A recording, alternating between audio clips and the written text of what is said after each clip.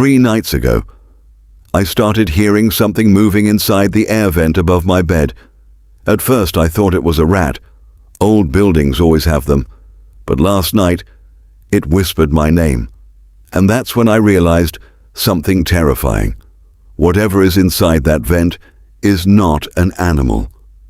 My name is Ethan, and I live alone in an old apartment building. The place is almost 40 years old. The hallway lights flicker sometimes, the pipes make strange noises at night, and the air vents rattle when the wind blows. But the rent was cheap. At the time I thought strange noises were normal. Now I know they weren't. The first night it happened, I woke up around 2:30 in the morning. At first I didn't know what woke me up. Then I heard it. Scratch, scratch, scratch. A faint sound coming from the air vent above my bed. I stared at the ceiling for a moment, half asleep. Probably a rat, I whispered to myself. Old buildings always have rats.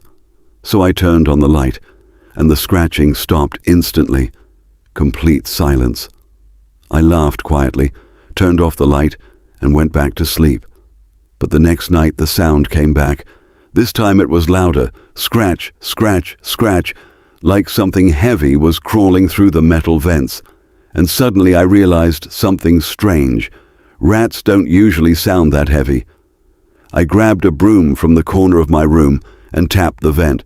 "Hey, go away!" The scratching stopped. For about 10 seconds. Then something tapped back. Tap, tap, tap, right above my head. I froze, because animals don't tap back. The next day I told the building manager. He laughed and said old vents make noises all the time, but that night things got worse, much worse. At exactly 2:33 in the morning, I woke up again. The scratching was louder than ever, but now it wasn't just scratching. It sounded like something was crawling slowly above my bed, moving carefully, like it knew I was awake.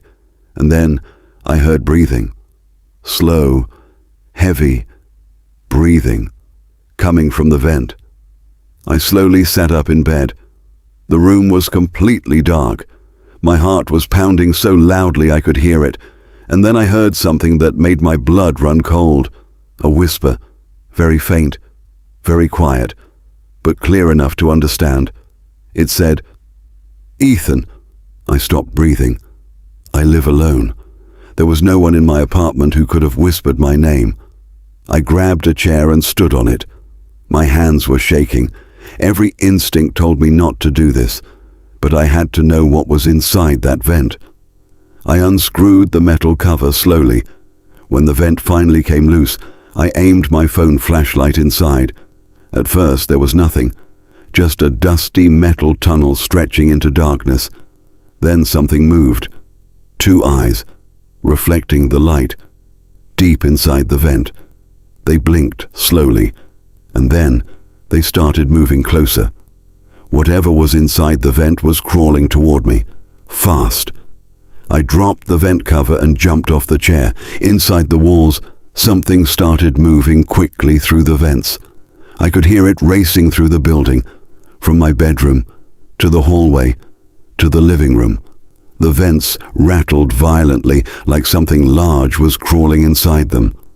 Then suddenly, everything went silent. For 5 seconds. Then I heard it again, right above me. But this time it wasn't scratching, it was laughing. A quiet, raspy laugh.